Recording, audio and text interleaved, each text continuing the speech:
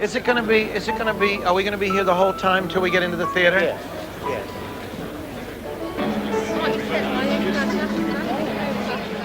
The credo that's kind of governed the work that Sondheim and I have done together has always been less is more. It's that old cliche that you've heard. Came around to doing Sweeney Todd. I found somewhere that another saying, which was that less is boring and that more is more. And it was obvious, it's been staring us in the face all these years.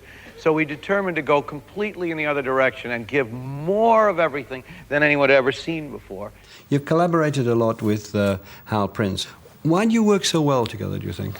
Well, Hal and I work well together, I think, because we disagree on the big things and the little things and agree a lot on the middle ground, so that the arguments don't shake the structure. Can you be rather specific about that in the case of Sweeney Todd, for instance? Well, Sweeney Todd, Hal said, I think there should be a chase through the sewers at the end. I said, why? He said, well, you know, we have to sympathize with somebody, and if we can sympathize with the sailor and the girl, I said, Hal, if we don't sympathize with Sweeney Todd, then there's no show. He had assumed that Sweeney Todd would just be the villain. I assumed that people would feel for Sweeney Todd, a wronged man, a man whom justice had mistreated. And I said, the audience better sympathize with him, even though he's killing everybody on stage, or there's no show. That's the kind of disagreement. No, it never occurred to me that the audience wouldn't sympathize. And I also must say, it did not occur to me that an audience would be put off by a show about murder and cannibalism. I just thought, you know, it's like a horror movie. They're fun. Yeah, I met Steve on the opening night of South Pacific, which was 1949. And I had gone to the opening with the Richard Rogerses. Their daughter and the Rogerses took me. And he had gone with the Oscar Hammersteins. It was not bad. So when the curtain came down on what was an epic experience, one of the most extraordinary and important evenings, as far as I'm concerned, historically, in the growth of musical theater, the Rogerses and the Hammersteins met in the aisle, and somebody introduced Sondheim and Prince. Kind of swell. Steve doesn't remember the introduction, which is sort of insulting to me, but I remember it vividly. My memory's vague on that. We just liked each other as people, and I don't remember. I guess our enthusiasms were similar, but I don't really remember. I can certainly remember some disagreements we had. I don't really remember any agreements. I think we just were both eager and both had an idea that the musical theater was just scratching the surface and we could be some of the explorers who would, you know, help make it grow. I think that's what it was about.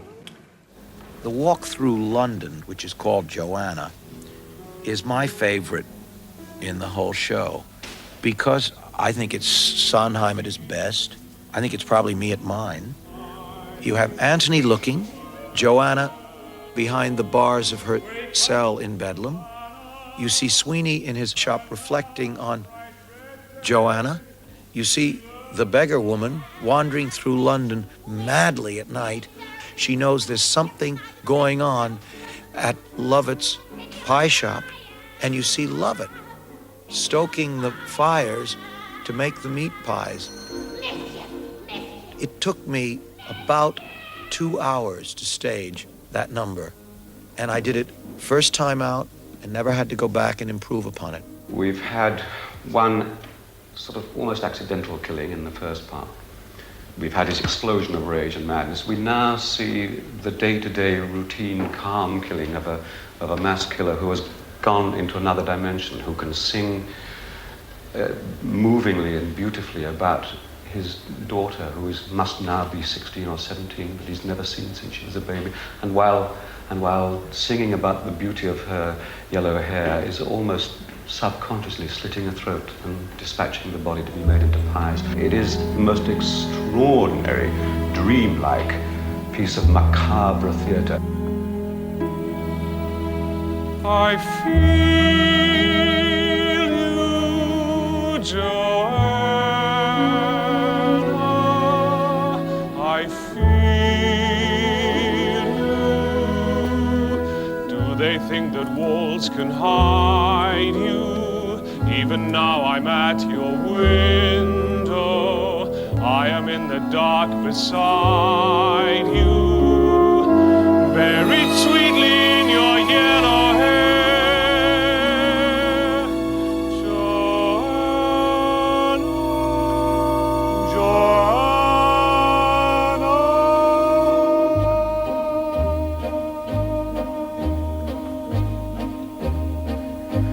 And are you beautiful and pale with yellow hair like her?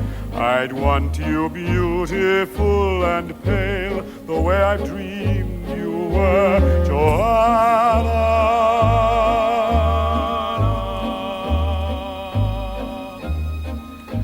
And if you're beautiful, what then, my little dove, my sweet? I think we shall not meet again, my little love, my sweet Joanna. I feel you, Joanna. Goodbye, Joanna. You're gone and yet you're mine. I'm fine, Joanna. I'm fine. When you're writing